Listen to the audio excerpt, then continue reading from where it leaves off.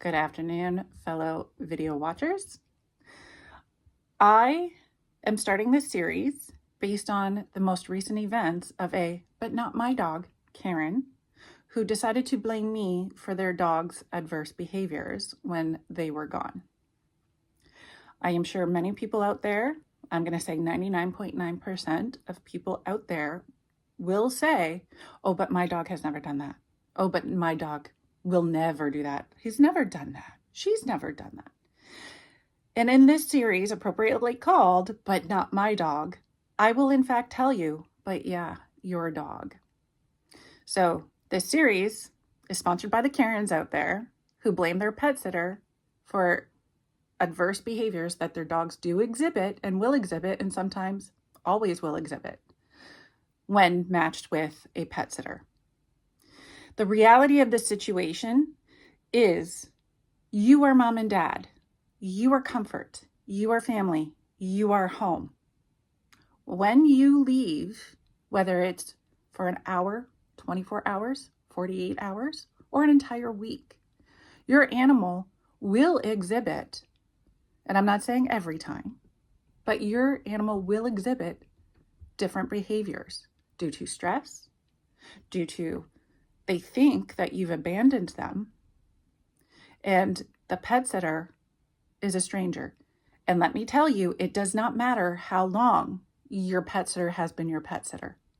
I still have examples to this day of regular dog sitting clients that have been my client for 2 years, where their dogs continue to exhibit different behaviors to the point where it is kind of worrisome because I at least know their behavior, but they keep changing and it worries me.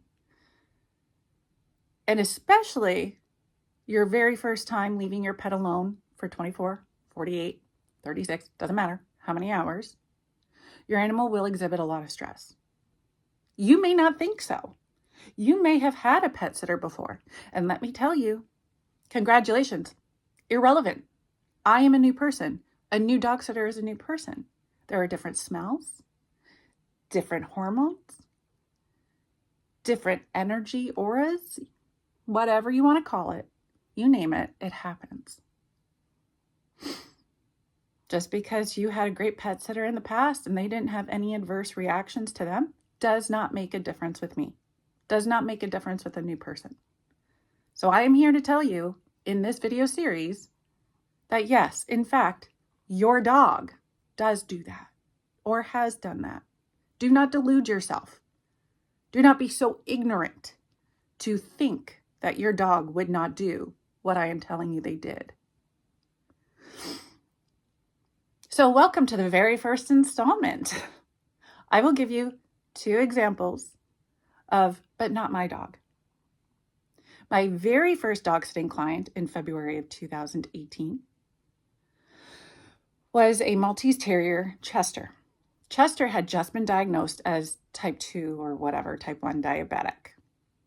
He needed insulin shots, 1 in the morning, 1 at night. He had eye issues. He needed eye drops, 1 in the morning, 1 at night. And I had gone over to mom and dad's house, met him. I was there maybe an hour. I may have gone back a second time. I do not recall.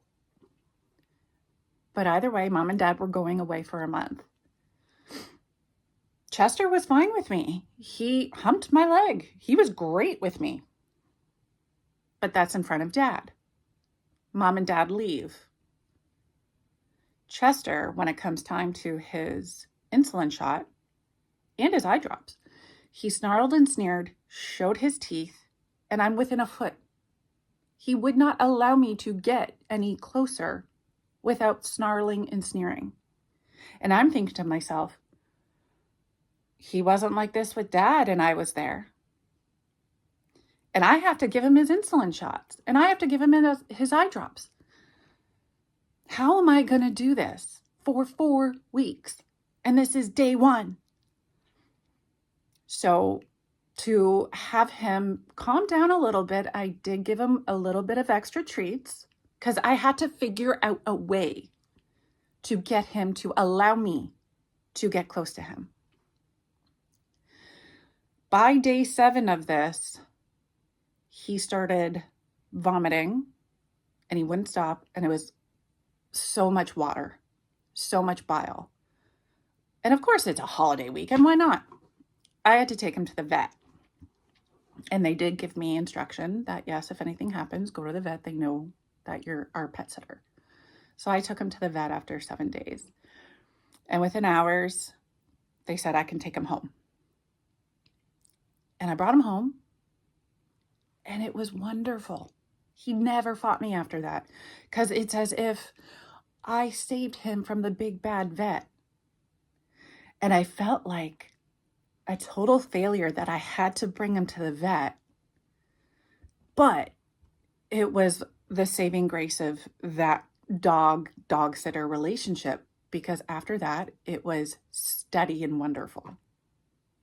Not that mom and dad said, oh, but my dog never does that. But let me tell you, your dog had adverse behaviors with a dog sitter who's not mom and dad. And I was their dog sitter until the beginning of COVID.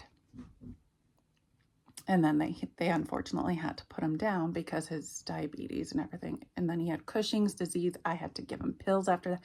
It was just a bad scene. And unfortunately, he did not make it that long. But he was a good boy after that vet visit, let me tell you. Experience number 2, or rather, but not my dog, story number 2. I was dog sitting for this new client. I had gone over for an hour before I was there for, I think, just a weekend. Could have been a week. I don't recall. But doesn't matter. Dog was great with me. Dog was wonderful. This family has 2 young kids. Mom and dad work, so they're up at 7 a.m., walking the dog, getting the kids ready. I'm sure you know the hectic morning routine. This very first morning that I wake up, yes, he has to go out. Okay, I let him out. I go grab my coffee, go on the couch, drink my coffee, and it's 9 a.m. at this point. I send the client a video of us just chilling on the couch, and she goes, what's wrong with my dog? My dog is never that chill. And it was the weirdest response. I didn't know how to respond. But I have a different energy field. My energy level is at a chronic negative, especially in the morning. I am not a quick mover in the morning. I am so groggy until noon when I take my shower. But up until that point, I am just chilling, watching TV, drinking my coffee, decompressing, getting myself mentally prepared for the day.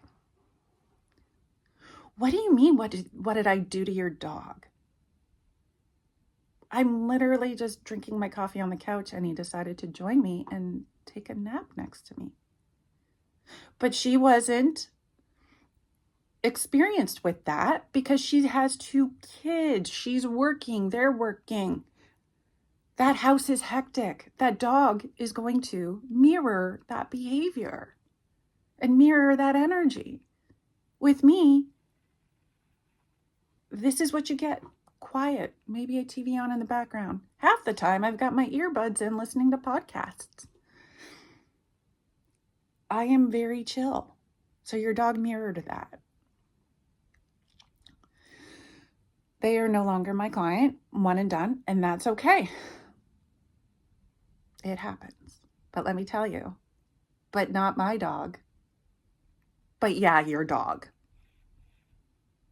And that's the first 2 stories. I have many more to come. This will be a regular installment. I hope you keep listening, keep watching, and please feel free to comment about your stories about, but not my dog, but yeah, your dog experiences. I know I'm not alone.